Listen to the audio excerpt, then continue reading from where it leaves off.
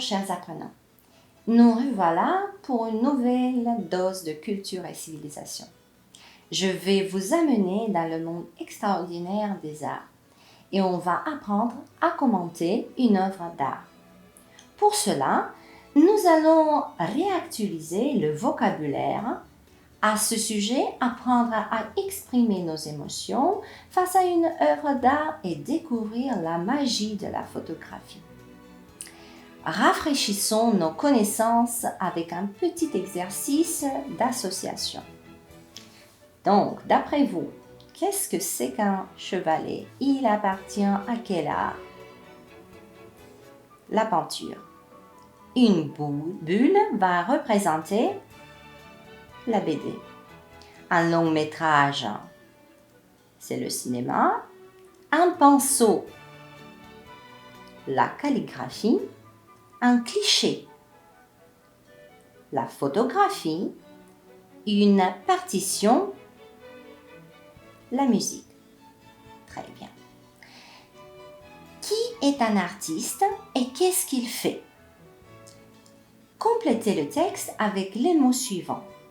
Œuvre d'art, peinture, message, public, photo, artiste, émotion, film. Vérifions. Qu'y a-t-il de commun entre une peinture de Picasso, entre une photo de Robert Doisneau et entre un film de Spielberg? Dans tous les cas, il s'agit d'une œuvre d'art produite par un artiste. Elle s'adresse à un public sur lequel elle a certains effets comme des émotions. De plus, il est courant que les artistes expriment un message à travers leurs œuvres. Aimer l'art implique aussi s'y intéresser. Fréquentez-vous des lieux consacrés à l'art?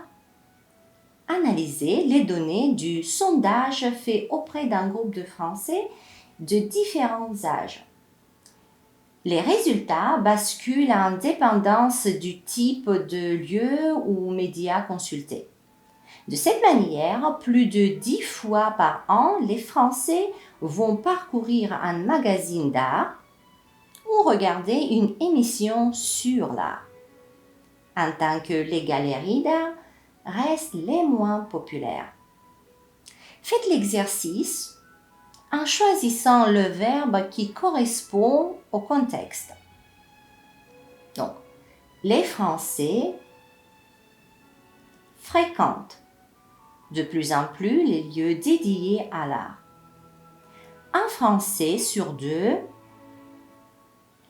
visite au moins une expo par an et consulte régulièrement un magazine artistique. En revanche, les galeries ne sont pas populaires. En effet, une nette majorité ne les arpente jamais. Au moment où vous allez visiter un musée ou une galerie d'art, vous allez entendre les gens autour exprimant leurs émotions.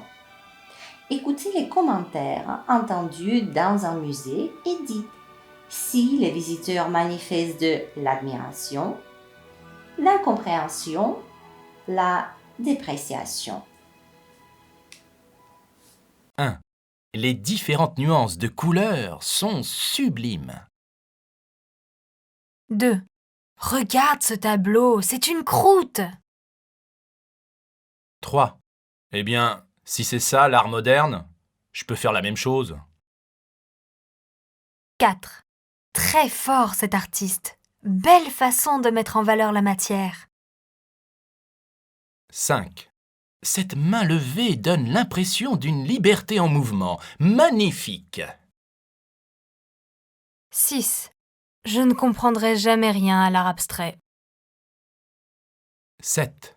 J'adore la composition de ce tableau. 8. Une toile toute blanche? Aucun intérêt! 9. Cette sculpture? J'en voudrais pas pour décorer mon salon. 10. Ce tableau est... Comment dire? Très bien. Revenons maintenant et voyons quelle phrase exprime l'admiration. C'est la phrase numéro 1, 4, 5 et 7. Quelle phrase exprime l'incompréhension? C'est le numéro 3, 6 et 10. Et la dépréciation, numéro 2, 8, 9. Pour analyser une œuvre d'art, j'ai choisi la photographie. Regardez cette photo, il est fort probable que vous la connaissez. Écoutez l'enregistrement et complétez le cartel d'identification, c'est-à-dire la fiche descriptive de l'œuvre d'art dont on parle. Mettez la pause à la vidéo ou revenez chaque fois quand vous avez besoin. L'œil de Doisneau. Cartel d'identité, s'il vous plaît. Titre. Jacques Prévert au Guéridon, 1955. Caractère physique. Tirage argentique. Lieu d'exposition. Château de Malbrouck, à Mandérennes. Intervenant. Patrick Absalon, conseiller scientifique pour l'exposition Robert Doisneau. C'est une photographie de Robert Doisneau qui date de 1955. Elle représente Jacques Prévert, assis à un guéridon. Il est assis avec à ses pieds son fidèle chien. Sur le guéridon est posé un verre de rouge. Il a évidemment, comme toujours, Jacques Prévert, la cigarette aux lèvres.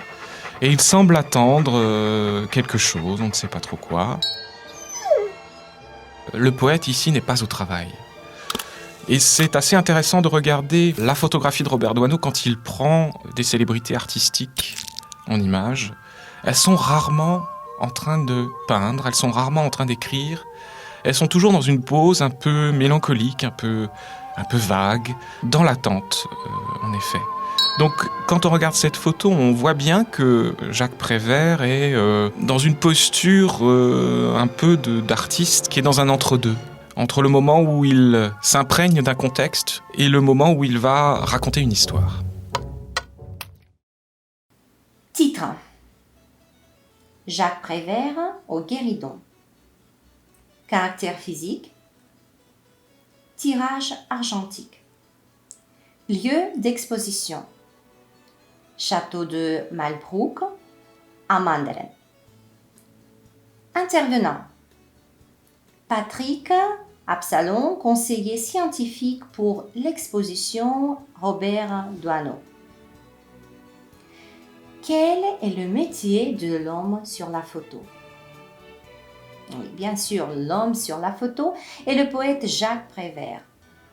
Qu'attend-il? On ne sait pas trop.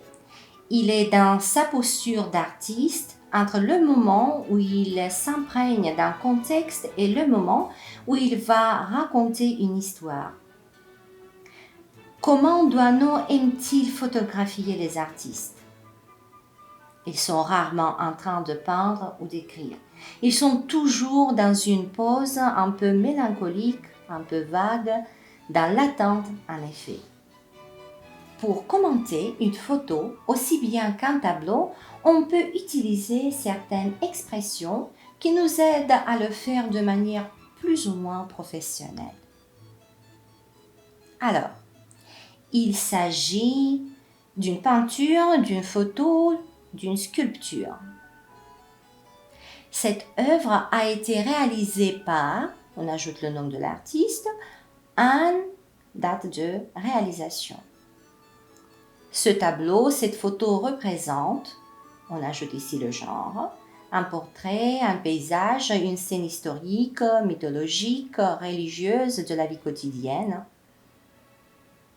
Il se dégage une impression de tranquillité, joie, tristesse, bonheur.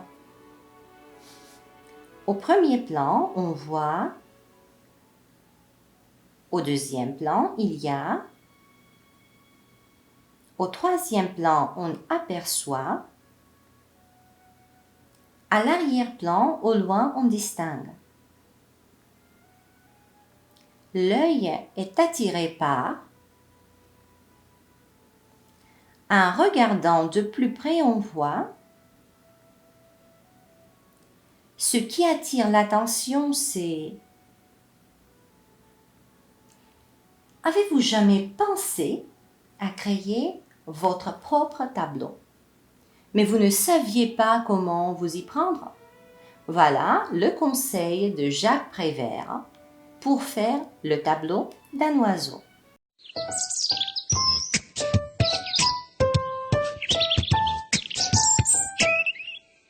Pour faire le portrait d'un oiseau, peindre d'abord une cage avec une porte ouverte. Peindre ensuite quelque chose de joli, quelque chose de simple, quelque chose de beau, quelque chose d'utile pour l'oiseau. Placez ensuite la toile contre un arbre, dans un jardin, dans un bois ou dans une forêt. Se cacher derrière l'arbre sans rien dire, sans bouger. Parfois l'oiseau arrive vite, mais il peut aussi mettre de longues années avant de se décider. Ne pas se décourager, attendre.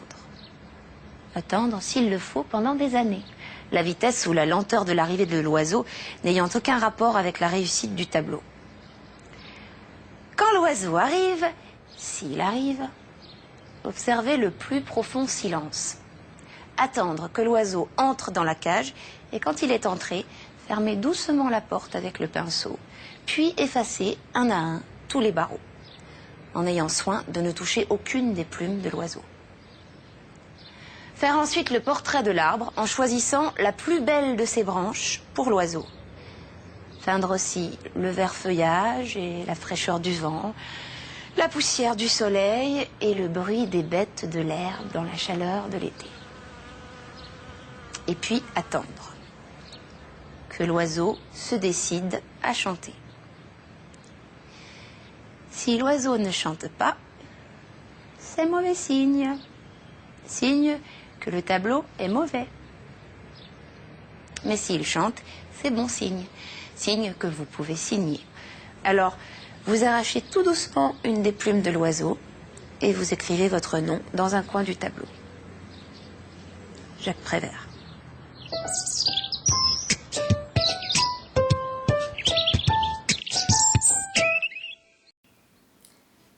Très bien. Et pour finir cette leçon artistique, je vous invite à découvrir ou peut-être à redécouvrir le peintre roumain qui a fait ses études à Paris, le génial Nicolae Grigorescu. Vous pouvez utiliser un de ces tableaux pour vous entraîner à commenter une œuvre d'art.